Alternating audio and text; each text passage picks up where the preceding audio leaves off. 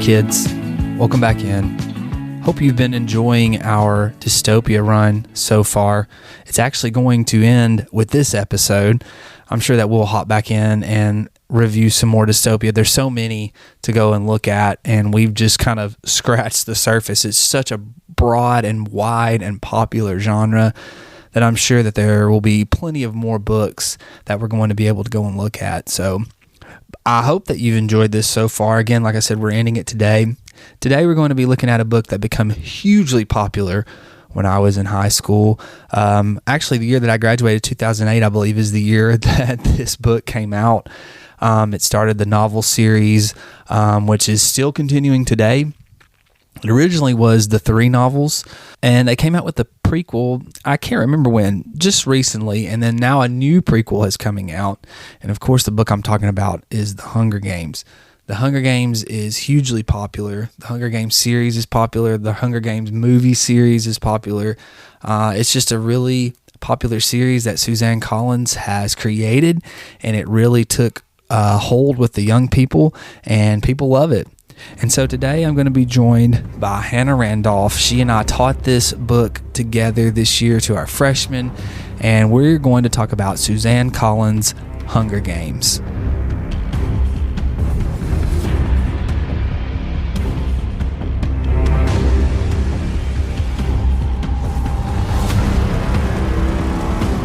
What is Hunger Games about, the first one?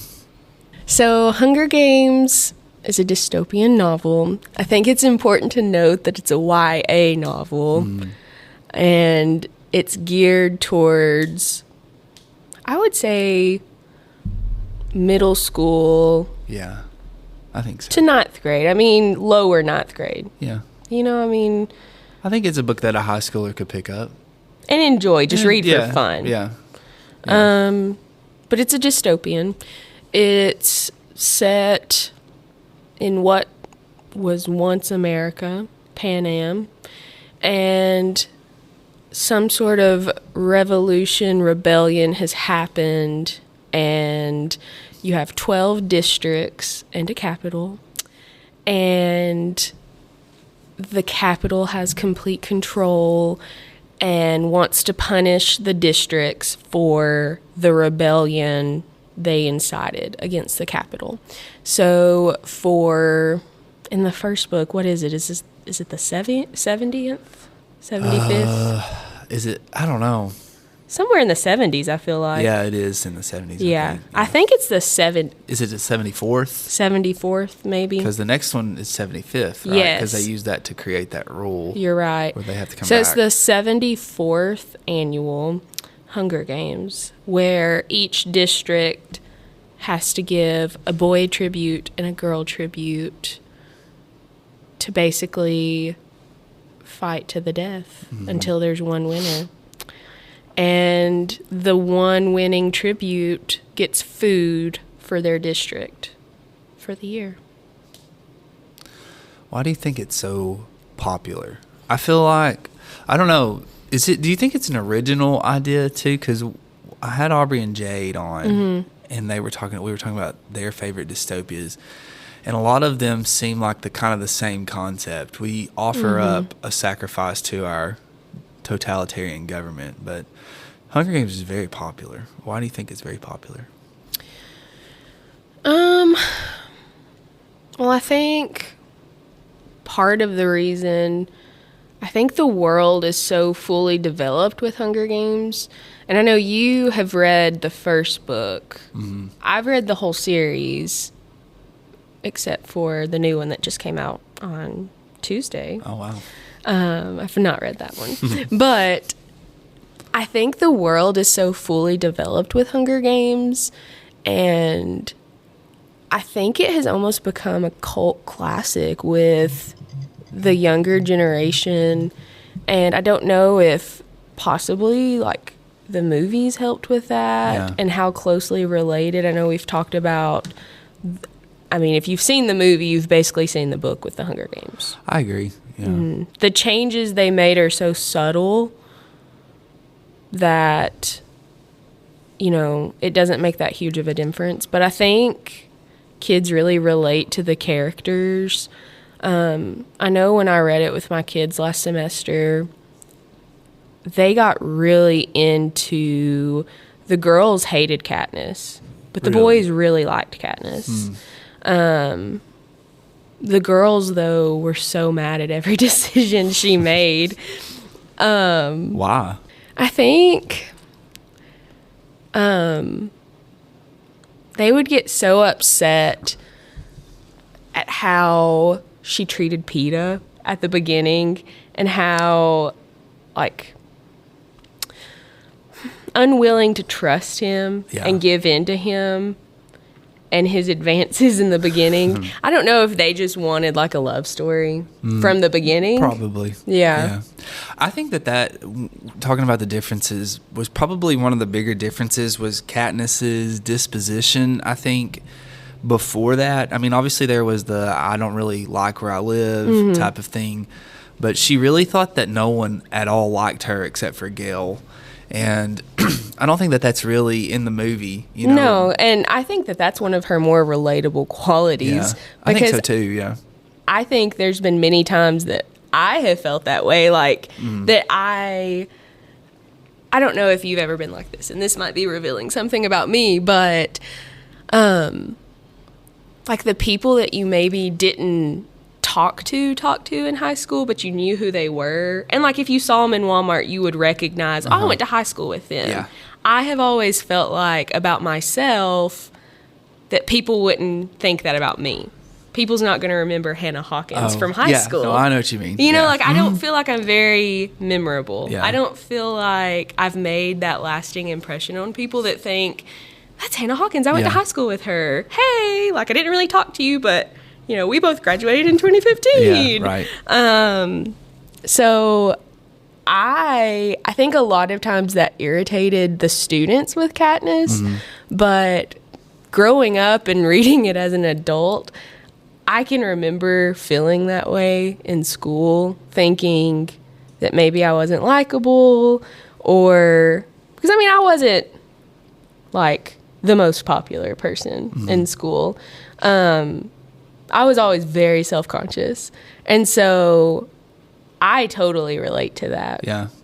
I think for me, I could relate to it because I am an older sibling and Katniss is an older sibling. And I think that you get that older sibling syndrome where you think that you're being overlooked a lot, you know, and even those around you. And I think Katniss thought, because she talks about that a lot, how no one likes her, but they like Prim. And, well, they only are doing this for Prim. But when you really kind of look and see the actions that these people are taking, they're doing it because they like Katniss, you know, they're doing it because they want her to be taken care of also, not just for Prim.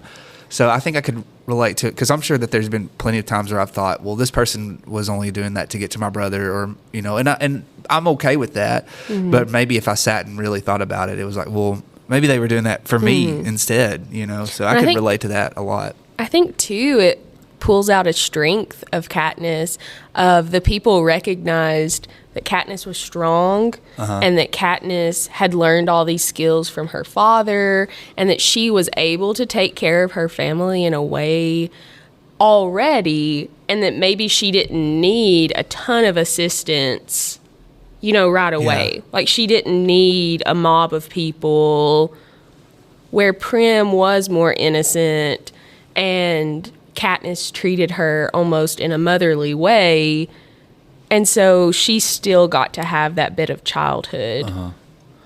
I think too, maybe thinking about it, the people looked to Katniss because of her strong spirit, and they could identify that, and that was something that maybe, I guess, gave them like a little bit of hope in that society, you know? One thing that I thought was interesting, though, was in the movie, they don't really portray it this way, but it kind of seemed to me like Peeta's family was kind of well off. You know, they lived at the top of the bakery, and Katniss kind of talked about those who lived kind of, I guess, on Main Street. The merchants. Yeah, they had a pretty good life, but if you live, what was it called, the Seam or whatever, that was where it was really rough. I kind of thought that was interesting. So that's a little change that they did. There really wasn't much done, though, in District 12. In the movie. It was very brief. But this book, I mean, was set in Appalachia, part of it, you know, a ton of books we've talked about are set in Appalachia, but I wouldn't classify this as an Appalachian book. Would you? No. I don't know where Suzanne Collins is from. I don't either. She wrote a lot of Little Bear episodes, and we watch Little Bear all the time. That is true. She's written so many episodes that's why they put on the show Maurice Sendak's Little Bear, because people were starting to think that Suzanne Collins had created Little Bear. So that's why they started adding that to the name of the show. But Suzanne Collins is from Connecticut. Oh, okay.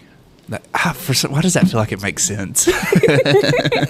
It really does fall into that category though of Twilight.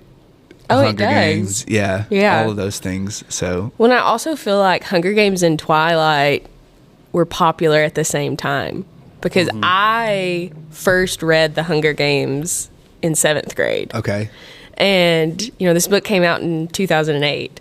So I read this in 7th grade, and I can remember, I feel like the movies came out when I was in high school, like throughout high school, and that was the same time Twilight movies were coming out. That's right, yeah. So I can remember going on dates to see Twilight and going on dates to see Hunger Games.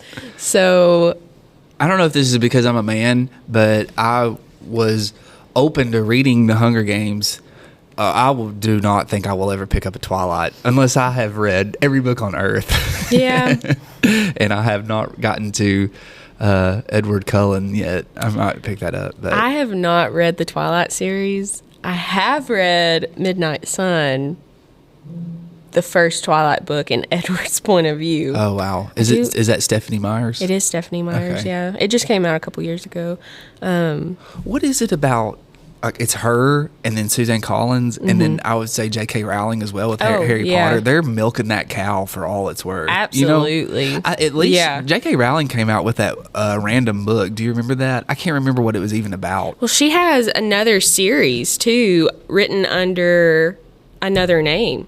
Oh, really? I didn't know that. My mom loves it. It's a okay. detective series. I think that's what I'm thinking of, but I didn't know that it was under a different name. Mm-hmm. But man, like they milk the cow for those. What is it about the young adult stuff that they do that? Do you think is it just because it's easy? I shouldn't say that. I'm sure it's difficult to write, but yeah, it's easy to consume. I think it's the same thing, like with boy bands. You can get such a following behind it. Yeah. And if you throw in that love triangle, the girls are going to buy into it. And that's one of the notes I made whenever you brought up doing this podcast. I think with the Hunger Games, I think the love triangle in it is unnecessary. In the movie or in the book? In both. Did you think there was a love triangle in the book? Because I didn't. I didn't take it off that way. I felt like that she only viewed her and Gail as close friends. Well, see, I remember, well, I think at the beginning of the book, their relationship was definitely described more as like a brother-sister relationship. Right, yeah. Like, I feel like Gail was like a big brother to her. Yeah. Where, and I mean, this may just be coming from me reading the later books as well. It definitely becomes a love triangle. Oh, okay. And I mean, I think in the first book, there's definitely hints to it. Like, whenever Katniss is getting ready to leave for the Capitol and she's having to say her goodbyes to her family and Gail comes in, you know, I mean, they describe it, some of the moments as like lingering, and I thought he was going to say something, but he didn't. And it's like all of a sudden you're like, wait a second. Were you feeling like he's your brother, or are you wanting to say he loves you right now? Yeah. Are you wanting him to say he loves you in a brotherly way? Or are you a tender way? Kind of liking Gail. Yeah. And so later on in the books, that definitely becomes more apparent, but I think I would have liked it more if Gail would have just stayed like a brother figure to her, because she didn't have that father figure. And so I think that is one of the more like mass marketed media like tropes that Suzanne Collins put in there A love triangle. A love triangle to People love that though. Oh, I know, exactly. I mean, let's be real. That people love the Peeta, Gale, Katniss love triangle, and they want to pick Team Peeta, Team Katniss, Team Gale. Yeah. You know. Team Jacob, Team Edward. Yeah, absolutely. There's one in Harry Potter, right? Is that right? I've not read Harry Potter or watched it. Isn't it like? Have you not? No. I don't have plans to either. Oh. Yeah. I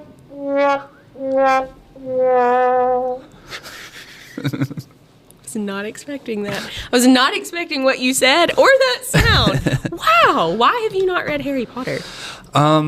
When Harry Potter very first came out, this is dating me a little bit. I think I was in the 2nd grade when Harry Potter came out, and we had the book fair. And I've actually got the book over here in my bookshelf. I've seen it. Yeah, I bought it because my friend had read it, and he really liked it, and so I bought it. Well, I guess my mom and dad bought it. And I started reading it, and as a kid, I really enjoyed it. And I don't know how far I got into it. I think Harry was about to go to Hogwarts, and I'm not not trying to expose anyone, but my mom watched the 700 Club, and they had it was the episode about Harry Potter's witchcraft and stuff like that, and I was not allowed to watch it after that.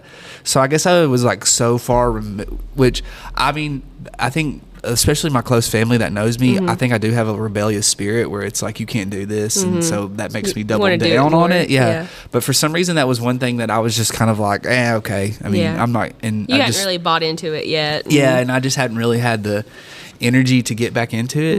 And I think the older I've gotten, I love Lord of the Rings, and I've got a group of friends who loves Harry Potter, and there's kind of been like that undertone of rivalry between the two because it's the wizards and stuff like that. And so I think out of principle, I've refused to read it. See, I cannot get into Lord of the Rings. Oh man, I like The Hobbit. Lord of the Rings. I like The Hobbit. We read it in 10th grade with Crockett. Yeah. When I student taught with him, I reread it, and I enjoyed it then. I like The Hobbit. I cannot get into Lord of the Rings. I can't get into the books. I can't get into the movies. Man. I just don't see how. I just don't see how. That's my jam. Yeah. I love Harry Potter. I can't get into it because I have tried to watch the movies. I just can't do it. Okay, but like I also feel like with those movies, the early ones, watching them now as an adult, I realize how young they were in those early movies. And they seem so childish and innocent, and I still love them. But the later movies, gosh, they're so good. And I've read the hard copy books, but also listening to the audiobooks with Harry Potter is such an experience. That's what I've heard. Because of the narrators. That's what I've heard. You're missing out. Maybe one day. I'm more open to reading Harry Potter than I am to reading Twilight. But I am more open to reading The Hunger Games than I was to reading Harry Potter. Okay. But, you know, I like the movie a little bit. I do feel like the movie is, I guess, that tween type stuff a little bit. But I like watching it. And teaching Anthem, we would always watch Hunger Games with it. So I've probably watched it 5 or 6 times now. But so I think I was open to reading the book because of that, because I did enjoy it. And it wasn't that I didn't like the book. It was okay. I wish you would finish the series. Okay, so that was something that I had thought about because when I finished it the first time, I thought, or when I finished it, I guess, when did I read that? In the summer? Did I read it in the summer? Because I think it was school had started. Yeah, it was maybe like August, September. Yeah. When I finished it, I was like, I liked it. It was fine, but I'm probably not going to continue. But then one day I was thinking, well, I mean, if I didn't have, it was easy to read. So if I didn't have anything to do, I could probably, Catching Fire fell into my lap. I could read it. Yeah. You know, so. The second in the series, Catching Fire, is my absolute favorite. Oh, really? Yeah. Why is that? It deepens your understanding of why the Capitol is so angry at the districts. And you definitely get, I feel like in the first one, you get just the start of Katniss feeling the rebellion boiling up inside of her. You know, I feel like she's fighting it throughout the whole book, and she doesn't understand why Peeta is so upset, or why Peeta's like, I don't want to give in to the Capitol. I don't want to be a pawn in their games. And she's kind of just like, it is what it is. Just trying to find a way to win. Yeah. Or you're either going to win or die. Yeah. Like, you know, we're in it now. Right. Get over it, crybaby. I think that's kind of what she was like with him. But then once she got into the games and connected with Rue, I think she started understanding that. But you really get it in Catching Fire. Yeah. And it's not just another, oh, let's put them back, because you know the basis of it. You know, they're put back in. And it's not just another, hey, we're back in the arena, let's have the same story over again, because that's only about half of the story. And then the third one is just complete war. How many books are there? So there's 3 in the original series. Okay. And then they did a prequel with Snow. Yeah. The Ballad of Songbirds and Snakes. Maybe my favorite overall. Yeah. Because that's like a villain origin story. And I feel like a lot of people thinks with that one, Snow's a little compassionate in this one. You understand him a little more.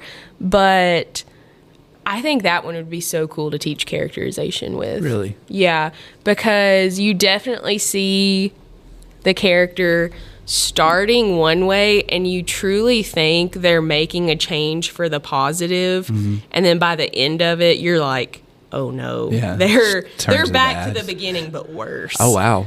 So they did like a big loop kind of back too. Huh. Oh, it's so cool. And then now there's one, Sunrise on the Reaping, so it's between Songbird and Snakes and the first Hunger Games. President Snow in the book, I feel like was kind of absent. I do too. The first book, because we kept trying to in my class when we wanted to talk about him because he's in the movie. Yeah, well, but who was the antagonist? Like we kept kind of coming back to that when we would discuss it. Who is the antagonist? I think the Capitol is the antagonist. I think the society is. Yeah. I think but is that? I don't know. Like, is that cool? I mean, yeah. I guess it's fine. You know. I think it's just you have such a mass group of people against you. Yeah. That I don't know. If you would have asked some of my students, Katniss was the antagonist. They hated her so much. That's funny because I feel like she's almost exactly the same in the book as she is in the movie. Yeah. I'll be honest. Like, I don't think that there's a ton of characterization of her in the novel. I think that she has changes, like you said, with Rue, but not enough for it to be super deep. Yeah. I would. Because we had gotten so far into that novel in class, and some of my, I guess, more talented students were starting to ask, like, is she a round character or is she a flat character? And I didn't really know how to answer that because I hadn't really seen anything progressing either way. And you and I had talked about that last semester, how the change happens with Rue, where she does say, okay, yeah, I am against the Capitol. I am with Peeta. But I think, I don't know, it wasn't like this big revelatory thing. Because in the movie, she's kind of against them from the outset. Yeah. I feel like. Oh, yeah. That's why I love the prequel about President Snow so much, is it truly is a book of characterization. Yeah. I mean, it, like, you see so many, you think you see so many changes, and then by the end, he's the same character but worse. And so there is a change, but it is like a roller coaster. Yeah. And I don't know if I've necessarily read a book that a character has done a 360 like that, but back to the beginning. Back to where they were, but worse. Yeah. Yeah. I think one thing I did enjoy teaching out of it was I thought it was a really good example of how an author is not just going to choose a setting at random just because they like the setting, you know, because I do think that there was purpose and intent for having Katniss be from this area. And that was what we talked about in class, because she's good with the bow and arrow. If she lived by the beach, she would not have a bow and arrow. She would have like a fishing net or a spear or I don't know what, a hook, you know. If she lived in the Midwest, she would probably have, I can't remember what the district did out in that area, but it was like a reaper. They harvested. She would have like farming tools, farming equipment, and for her to be talented at the bow and arrow, to have this hidden talent, she had to be from here. She had to learn how to hunt, and this area is a place to hunt, which all areas in America are, but I mean, I know that we really know about that in this area. So I thought that was a good example for the students of how an author will build a text off of not where I want it to be, but what makes most sense for my story, and also how that created our character. Absolutely. You know? And I think the coal mines were important to it as well. You know, not only is she in this wooded area learning how to use the bow and arrow, but she's in this coal mining town that has so much sickness and injury from it. And so she was able to watch her mom heal people. And I think that made her more like empathetic towards people, because she saw so much sadness in her town. And she saw so much destruction through that, and like the destruction of families and the destruction of like ancestral lines. I mean, like complete lines of family were being killed off.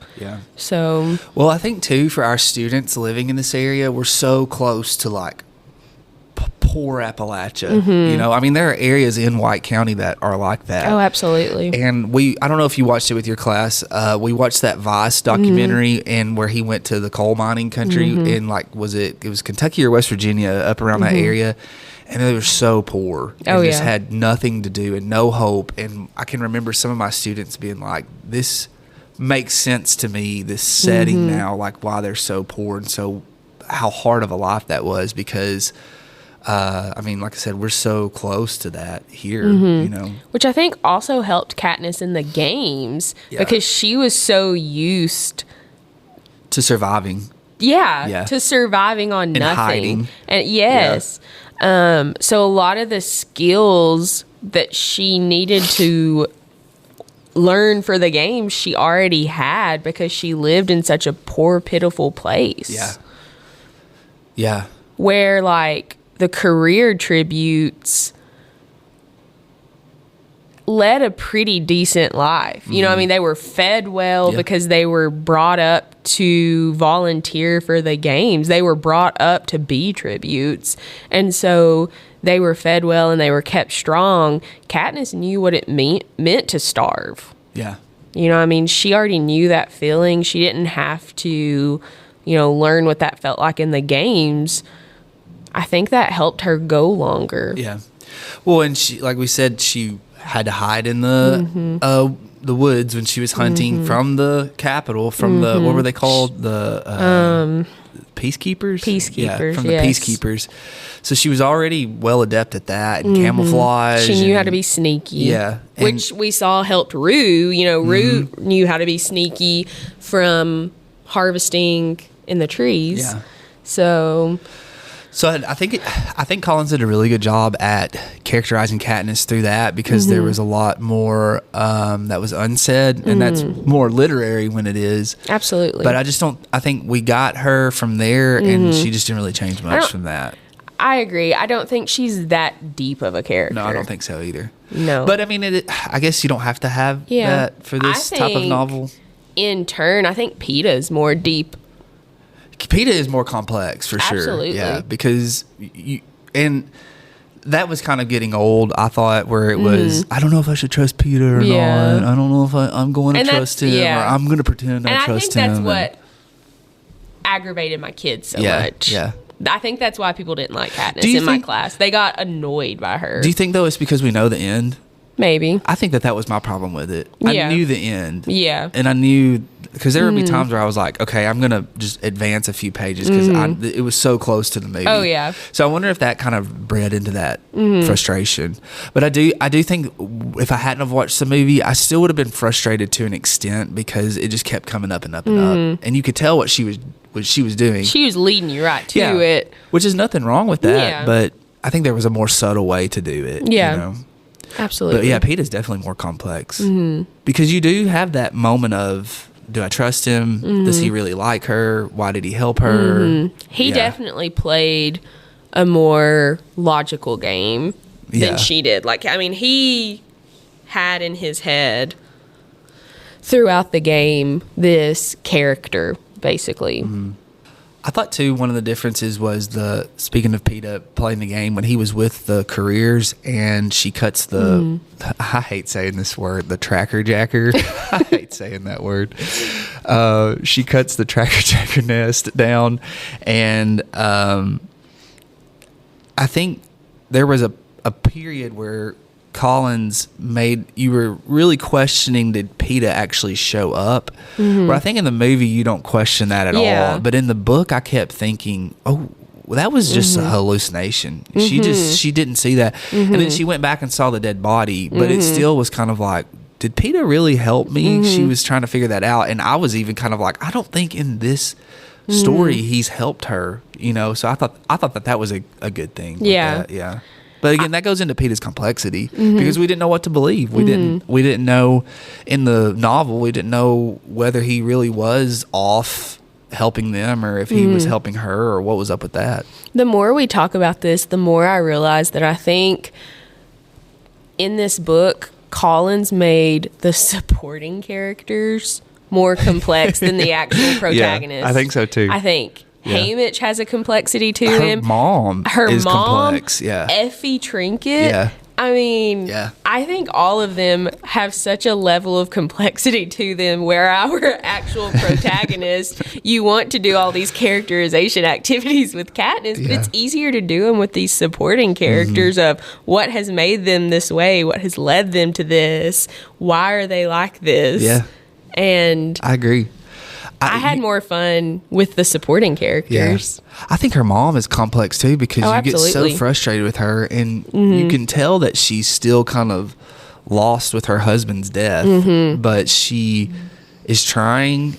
I think that was frustrating for me is Katniss just couldn't really understand that, you know? And I think she was just so angry that she didn't want to understand why her mom was so torn up about it. Yeah. Something that we've talked about with dystopia is the loss of romantic relationship. And why do you think Collins chose to have? Because it seemed like you could just kind of marry whoever you wanted to marry. Because she, I mean, obviously, I'm only basing that off of she seemed to really love her husband. Why else would that have sent her into a spiral? The mom, right? I wonder why she chose that. Why she chose not to have like some sort of rule against marriage or relationships. And I know that it's young adult, so you've kind of got to step around that lightly. But I think they could have done like an arranged type thing, you know, like an arranged marriage, as opposed to like in 1984 in Anthem, you just go like your livestock to breed, and then you don't know who it is or the result of that. So I understand why you couldn't really necessarily put that in a book targeted to young adults, but I think that you could say, well, this marriage was arranged. You know, you have to go to the what I can't remember. Like, was it? They had like a local government. They did, yeah. They had. They're gonna pick who you marry, and there's a purpose behind it. It's how is it most useful to this society? You know, right. I think that was my problem. I guess overall with it, there was just a lack of complexity there. It was just kind of like, here's this world, and this is what's happening, and here's your character. And like you said, the side characters are more interesting, but here she is, and she has one big change, I think. That's what I think. And I may be wrong, but she has one big change. Yeah. Back to the mom, if you remember too, she was from the merchant area. So and they she married out of someone class from the scene. Right, yeah. So I mean that further goes to support that there really wasn't any regulations to that. Yeah, so it kind of made me wonder, could you marry into the Capitol? I will say, just from what I've read online about Sunrise on the Reaping, which is Haymitch's story, he is the same age as Katniss's parents. He was friends with Katniss's dad. They were hunting partners. And so her mom and dad are both in Sunrise on the Reaping. Yeah. So I wonder what that's going to bring to it. Do you like that? I feel like that's like let me connect this. Because he is indifferent to her. Mm-hmm. And I feel like if he would have... Who's indifferent to who? Haymitch to Katniss in the novel. Like he... Do you feel like that? I feel like that he... especially at the beginning, could take her or leave her. You're probably going to die anyway, so I'm just going to drink, and who cares? Okay, so this is like something I always got into with the kids, because Haymitch, like, they always wanted to laugh at immediately. Like, the boys were like, Haymitch is my favorite character because he's the drunk. Yeah. And I was like, okay, but let's really think about this. Haymitch has been the only winner from District 12. He has had to be a mentor now for... So he was in the 50th game. Mm-hmm. So 50th from... 24. Yeah. So, I mean, he has had every tribute die on him since then. He's had to be the mentor every year. Mm. And, I mean, it's like, one... He still has PTSD from the games. He's never really gotten to recover from that, because he immediately has to go mentor another tribute the next year, or 2 tributes the next year. And then he has to then watch both those tribute die. Yeah. So it's like, I wonder at first, did he put a lot of effort into being a mentor at first? And then... like, how many years did it take watching the tributes die for him to give up and just be like, I'm not going to get to know him? Right. I think he didn't want to get to know Katniss at first, because it was painful for him just to know, I'm about to watch 2 more kids from my hometown die. Yeah. But I mean, like, do you feel like if his... because we've talked about the relationship between Katniss and Gale. Mm-hmm. They're hunting partners. Right. So if that was Haymitch's hunting partner... don't you think he should have been like, I know who you are, and we're going to get through this. Like, I'm going to make sure that this... I don't know. Yeah. So do you like that she's done that? Yeah, I don't know. I haven't read the book yet, so I don't know, I don't know how deep that is. Yeah. But that's just what I've read online so far. So I'm interested to see how that goes. If that's the case, I think that will probably irritate me. But I also wonder if that's just to show us how far gone he is at that point. Like, how, like, mentally unstable is he at that point? Yeah. Like, because that would be hard, watching 2 kids die over and over and over. And you're kind of their responsibility. Yeah, like, you're the only person they have. Yeah. And so I think it took him seeing... Katniss could win this. Like, they're actually going to take this serious. Yeah. Because, I mean, what if he had 2 12-year-olds? I mean, that's a Prem, 6th grader. Exactly. Yeah. I mean, that's a 6th grader. Yeah. It is funny that you've brought that up, that we've noticed that the side characters are way more complex than the protagonists. They are. I mean, I think the side characters are so much more interesting to study. And, I mean... I know you said that you like Cinna because of Lenny Kravitz. I mean, yeah, he's awesome. He's so cool. But, okay, even Cinna in the books is more interesting to study than Katniss, because, okay, you have this stylist who has not altered his image like everybody else in the Capitol. He's not dyed his skin. He's not wearing extravagant clothing. The only thing that he does extravagantly is his gold eyeliner. Like, why is Cinna so subtle when everyone else around him is so extreme? Yeah. It is his first year as a stylist, but I mean, you and I have both talked about that we're like people pleasers with our job. We want to do our job well. Like, why didn't he dive right into that culture? And also, the movie makes it seem like President Snow has his hands in everything, which I'm sure the second novel is more like that. Oh, yeah. But to me, it seemed like the people in the Capitol had more freedom to do what they wanted to. So it does make you wonder, like, if that was just a personal choice. But he was more complex than, And you get even his little helper. I can't remember her name, but Flavius and Octavia. or something like that. Yeah. But yeah, even they were kind of a little, well, maybe not. They were just kind of there. They were ditzy. Yeah. You know, I mean, they were pretty flat. Yeah. I mean, they had bought into the Capitol. One had purple skin and one had green skin. I mean. But I guess it goes to what we're saying, though. We're more likely to compare them to Katniss than we are Senna or Haymitch or Effie or Katniss's mom or Peeta. You know, we're more likely to compare them to her than we are to them. I don't know. I wrote down about, like, this is first chapter, so we're kind of backing up, but I found it very predictable that Prim's name was going to get drawn. Yeah, I thought so too. I don't think that was like a huge shocker that she wanted it to be. Like, I think, you know, the last line in chapter 1 was Primrose Everdeen. Yeah. And it was like the end of chapter 1, and you were supposed to be like, oh, it's Prim! like when May goes transparent. Yes. She went transparent. Yes. Like, I think we know. Yeah, I think that was supposed to be like, not Prim. Yeah. But I think she hinted to that, like, almost to the point of being like, Prim's name is going to be drawn. Like she was behind her pointing.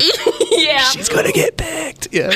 Guess who's going to get picked? I mean, not it's her, like, not her. Oh, it's her. I would love to go back and count how many times we mentioned that Prim's name was only in the bowl one time. Don't worry, so Prim. impossible. It's so impossible. Don't worry, Prim. Your name's only in there one time. Yeah. You've only had to enter your name one time. You've not signed up for Tesserae. Right. I think that goes into the thing with Peeta. Like, you don't have to mention it so much. Yes. I think that at some point you've got to let your readers get there on their own. Yeah, that was. I mean, we talked about that with the circle. That was one of my biggest problems with that. Is I can get there on my own if you get. And I know that these are young adult readers. But let them get there. They can do it. Yeah, they can do let them use their brain a little bit. They can do it. Yeah. You don't have to spell this out for us. Yeah. I don't know. I guess it's easy to consume. That's why it's popular, you know. But do you think authors get so excited when they're writing these books, though, and they're just like, I think sometimes they do. Like, yeah. I want them to get what I'm going towards, and you know, and they're just so excited to get to that point that they don't realize, like, they've led us to it with a breadcrumb trail. I think that they probably have, some authors do, I think that they have such a huge twist and they are really excited because they're like, this is going to be a literary twist that's going to be talked about for ages. Yeah. And it's how I feel about those thrillers.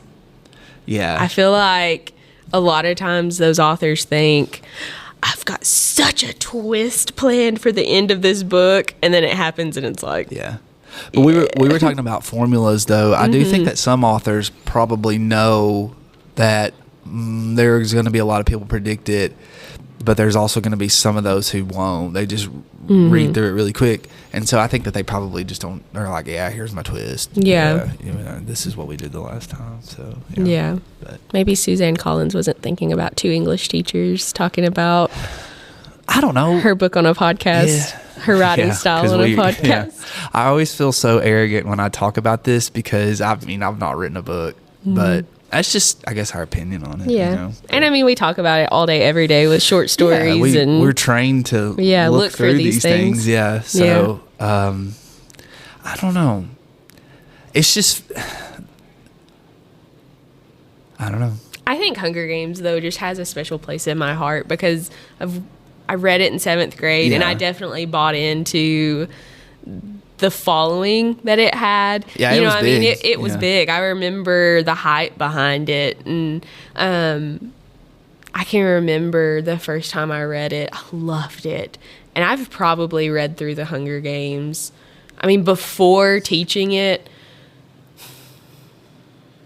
probably 4 times, like just for nostalgia. Like I to me, like it just takes me back to this time of thinking it was the coolest universe ever. And so, I mean, I was so excited when the prequel came out because, you know, she wrote Hunger Games, Catching Fire, Mockingjay pretty close together. You know, there wasn't a long wait in between those 3 original books. And I mean, it had been years. And if you talk about if you think about like why she wrote the books and you look at the meaning behind it, she's very political in that sense.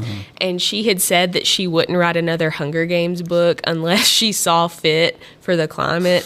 And then And now she's written two. 2020 is when Ballad of Songbird and Snakes came out, and 2025 is when Oh, Sunrise man. on the Reaping came out. So You know, I think though that goes to show like it is a good book for middle schoolers, probably younger freshmen. yeah, I would say younger freshmen. Yeah. I think if my kids picked it up when they were in middle school, I would be glad that they were reading it. you It know? would be fun to talk to them Yeah. about. Well, I think it is that next step up to more literary things. So I would, and I didn't mind. Like I said, I didn't mind reading it. I think I read it in like 3 or 4 days. But I think a lot of my frustration for me did come from it was so close to the movie, which is not her fault. She wrote that before the movie, but it was so close to the movie that I just kind of was at times bored with it, you know. But that's another reason why I love No Country for Old Men, the movie, and I love Cormac McCarthy, but I've not read No Country for Old Men, and I've read reviews that have said that they are almost identical, and so that's one reason I am afraid to read it is because I've seen the movie, but I've not read the book. Well, McCarthy's so dense, you know. I'm afraid that I'll get like halfway through it and kind of be like, I know what's going to happen. Yeah, I know what's going to happen, and this is too dense for me to just continue on. But then again, maybe that goes into if Katniss had been more complex, I probably would have been more interested in it. So I don't know. Yeah. I may give it a go. We'll see. Yeah. I don't even think you would have to read Catching Fire and Mockingjay to go back and read Ballad of Songbird and Snakes. Oh, really? I would be curious for you to read that one and just, I mean, of course it would be good for you to get that exposure to President Snow in Catching Fire and Mockingjay, and then also see his demise in Mockingjay. Yeah. But I would be curious to think about, like, to talk about what you think about the writing style in Songbird and Snakes and the characterization with him. Yeah. I might pick it up. You never know. Never know. You never know. Yeah. Well, what would you rate it? 1 to 5 stars. Okay. You can give your honest opinion. I am. I'm going to. To me, it's a 4. Okay. Because, I mean, is it a deep, complex book? No. But I have nostalgia attached to it. No, that's fine. And I mean, to me, like, I'm always going to look at that series and remember how happy it made me reading it in middle school. And even, you know, I read it with my middle schoolers as like a fun read after TCAP, and like a lot of them hadn't seen the movie, and it was so fun introducing them to that. And I had some boys go check out Catching Fire and Mockingjay from the library afterwards, and I felt like I introduced them to something. So to me, like, it's a 4. I love the universe that's created in it. Yeah. I mean, I think I rate stuff how it makes me feel, you know, not just the literary stuff to it, but yeah. Literary, I mean, 2 to 3. I think for me with this, it's strictly literary because I didn't have any like emotional attachment to it. And I'm not, that's like I said, I've got a ton of books that I've probably rated way too high because they like reminded me of something, or I connected with it in some way. Or like the book I just got done reading, Their Eyes Were Watching God. I can't stop talking about it, and I rated it a 4-star, and now I'm like, well, maybe I should go back and change it to a 5-star. You know, because I can't stop talking about it. Clearly it had a big impact on me, so I think obviously that's part of rating it. But I gave it a 3. That's what I gave it. Yeah, because I thought it was good for, like you said, middle school. I think that I could see if a good middle school teacher had the time and really was able to, because it's long. It is, long. If you were able to sit down and pick out the really important parts and close read some of the parts that you didn't need to, like, do you know what I'm saying? I think you could really make something good out of it for that level. Yeah. What about 1 to 20? I'm going to say 15. 15? Yeah. Okay. That's pretty high. 4. Yeah. Okay. I think I was at like an 8 or a 9. Yeah. So, but that's okay. Yeah. Here's the real indicator. How much would you pay for this at McKay's? Ooh.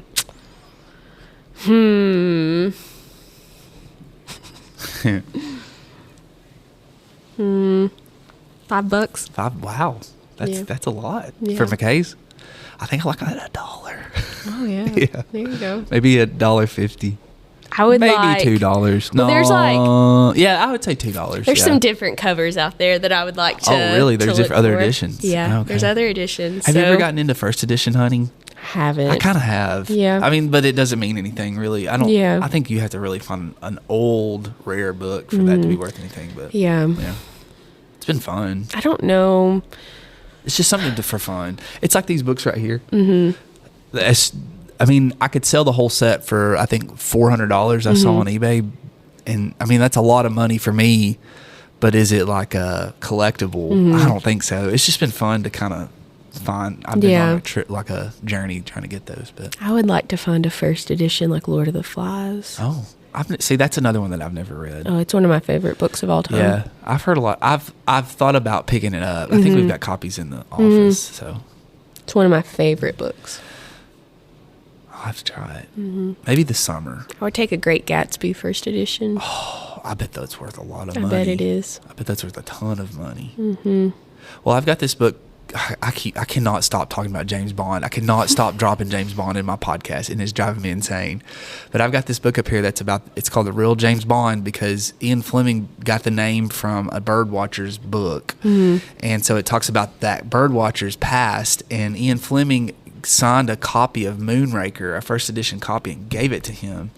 And I think it sold at auction like 10 or 15 years ago for $60,000. So My gosh. So you take that and then you think about a first edition Great Gatsby. How much is that worth? I'd say that's worth a lot of money. I would say so. Yeah. Man. If It'd only. be so cool to I know, that's why I've got Cold Mountain up here. It's a first edition, and the jacket's torn, but I'm hoping that maybe one day in the future it'll really be worth something. Yeah. You never know, though. You never know. Yeah. Well, maybe you could get a signature on it. I know. I don't know. I haven't heard back from them. That's also been coming up a lot on the podcast too, that I emailed Catherine Fraser, so let me name drop again unless she's listening. Sorry, didn't mean to do that. Just email me back, please. Please email him back. No, that sounded really demanding. I really am surprised that they took the time to respond back to me. So Yeah. I really appreciate that in itself. Hey, I can say that I heard his excitement through the wall whenever you got that email. I think it was like an audible gasp. You did. You went, no way. Oh man, the things I get excited over. And then you busted through the door and you were like, you will not believe what just happened. Man, that's what I told Crockett though. If they don't respond, I get it. I'm not upset. I don't blame them. This is just a podcast that barely has 20 listeners, probably, really. And I know that they do not have time for that. But I told him I wanted to create the tagline, the podcast that almost got Charles Fraser. I have the emails to prove it. That we got the proof. Well, may the odds ever be in your favor. Signing off.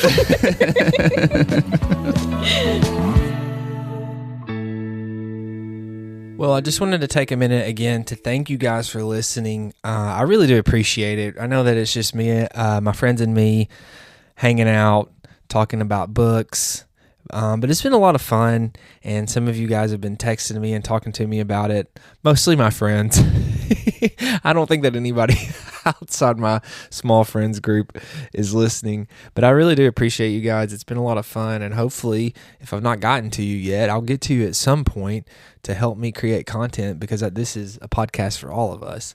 I do want to say this, though. We are planning on doing what we're calling our big summer read. And for those of us who are educators, summer is like 8 weeks away. Summer break's coming up, especially for those of us in the county that I'm teaching in. We're approaching on it very quickly.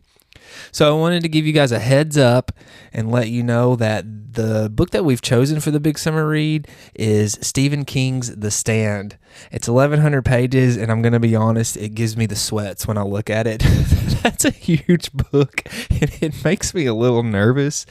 But I think that we're going to do it. The plan, I think, is we're going to read, 300-400 pages, and then get together and talk about that. I know that Jason Crockett is hopping in with us on that, and hopefully a couple of others, and we can talk about this throughout the summer and then have a culminating episode sometime in August or September. But if you want to read along with us, I want to give you the opportunity. You can go to McKay's. You know that I'm going to support that. One day they're going to sponsor us. One day they're going to, they don't need to sponsor us. I'm giving them free advertising. Why would they ever pay me to do this? You can go to McKay's. You can find it on Amazon, Books. Crockett is one of these people too who loves to give books out, and he just like has I think that he has like a secret drawer full of books that are his favorite books. Hey, you might could ask him about it. He's probably got one. He is not like me. I am terrified to death to share my books because I'm afraid I won't get them back. And I know that you all reading with us is more important than me keeping my books, but I like to keep my books. I like my bookshelf. So don't judge me too much on that. But anyway, Stephen King's The Stand. I think a few of us are going to read it together. Like I said, we're going to talk about it. And let me know if you're going to read it with us. And hey, we might even be able to get you on the show. That'd be awesome. But thanks again, really. Thanks again for listening. It's been fun. I've enjoyed it. It's been a fun little thing to do. And hopefully the kids will be listening to this one day and they'll enjoy it as well, and they'll be going on this journey with us. So all right, thanks again. Stephen King's The Stand, big summer read. Let's do it.